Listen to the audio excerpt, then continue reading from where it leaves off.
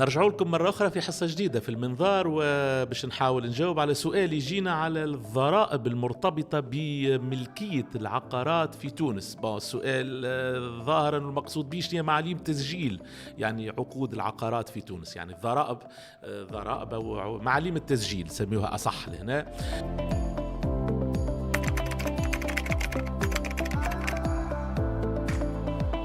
دونك معاليم تسجيل العقود الناقله للملكيه في تونس لهنا فما برشا ممكن تاخذ منا اكثر من حصه باش نحاول ان نفسروها، لانها تختلف حسب الثمن وحسب انجرار الملكيه وحسب طبيعه العقار.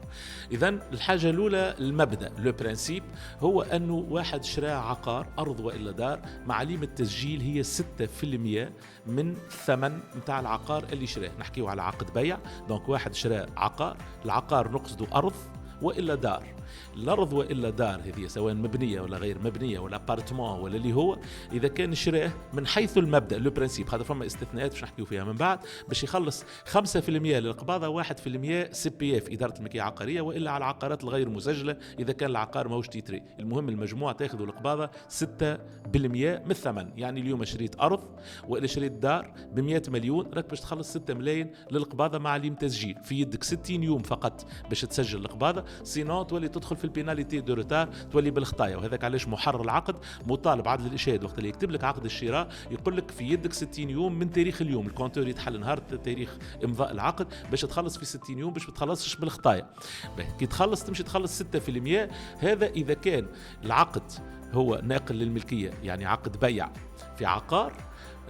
بالنسبة للثمن يكون معناه مصرح به اللي هو باش نحسبوا به 6%، ويكون أصل التملك لوريجين دو بروبريتي بالنسبة للبائع. السيد اللي باع لك العقار يكون هو في الأصل شراه قبل ما يبيحوا لك توا، والا ورثوا وخلص القباضه في التصريح بالتركه اللي حكينا عليها في حصص سابقه. دونك اذا كان اصل التملك للبائع بالشراء او بالارث المسجل بالقباضه، ارث مسجل في القباضه، يتسمى الانجرار ثابت، والا جاه بالمعاوضه كما البيع، المعاوضه كما شراه كما جاته بمعاوضه نفس الشيء. دونك لهنا يتسمى لوريجين دو بروبريتي فيسكال، اصل الملكيه الجبائي ثابت بالنسبه للبائع اللي باع لك العقار. ثابت ايش معناها؟ يعني فما تسجيل نتاع عقد شراء اذا كانوا شراه، تسجيل نتاع تصريح بتركه اذا كان ورثه، والا عقد معاوضه هو شخص اخر ومسجل في القباض. هنا انت اليوم كي تشري من عنده السيد هذايا راك انت باش تخلص 6% من الثمن المصرح به صلب العقد.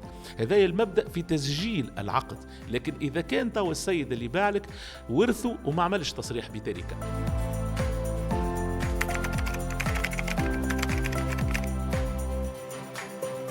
معناها ما عندناش اوريجين دو بروبريتي فيسكال، ما عملش تصريح بتركه، والا العقار جاه عن طريق المقاسمه، يعني قسموه هو ومجموعه بعد ما ورثوه هو واخواته عملوا مقاسمه. المقاسمه ماهوش انجرار جبائي، والارث ماهوش خالص، دونك ما عندوش اوريجين دو بروبريتي فيسكال.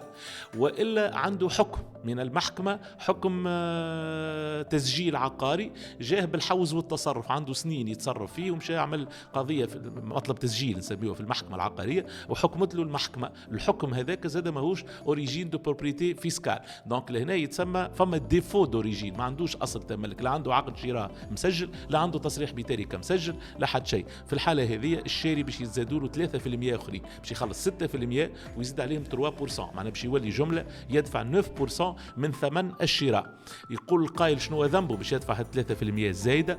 من حقه يرجع على البائع يقول له السبب فيهم هو انك انت ما عندكش اوريجين دو بروبريتي، ما خلصتش على التركه نتاعكم ولا ما عندكش عقد نتاع اصل تملك.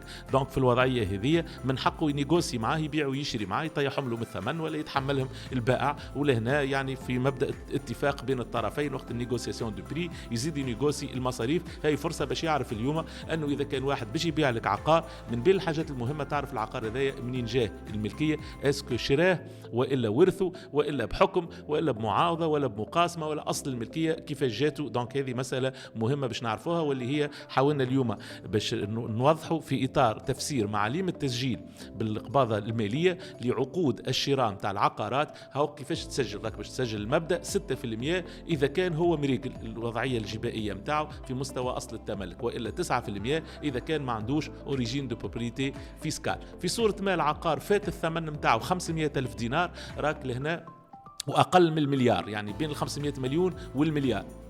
فما 2% زايدة من كامل الثمن. يعني اليوم شراء عقار ب 600 مليون على سبيل المثال، في عوض 6% باش تولي 8%.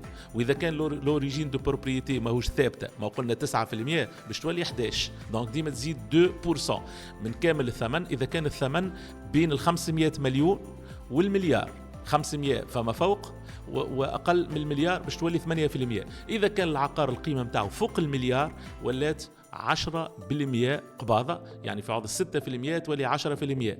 وإذا كان لوريجين دو بروبريتي ماهوش ثابت، معناها 9% راهي باش تولي 10 و3 باش تولي 13%. دونك هذوما معاليم التسجيل متاع العقارات حسب أصل التملك وحسب الثمن متاعه، إذا كانوا أقل من 500 ولا بين 500 والمليار ولا أكثر من المليار. إن شاء الله نكونوا وضحنا معاليم التسجيل في المستوى هذايا كمبدأ، باعتبار فما استثناءات وامتيازات جبائية إن شاء الله نفسروها في حصص أخرى. ويعطيكم الصحة. احنا على ذمتكم، لكل أسئلتكم واستفساراتكم حطوها على المنظار ونجاوبكم عليها إن شاء الله.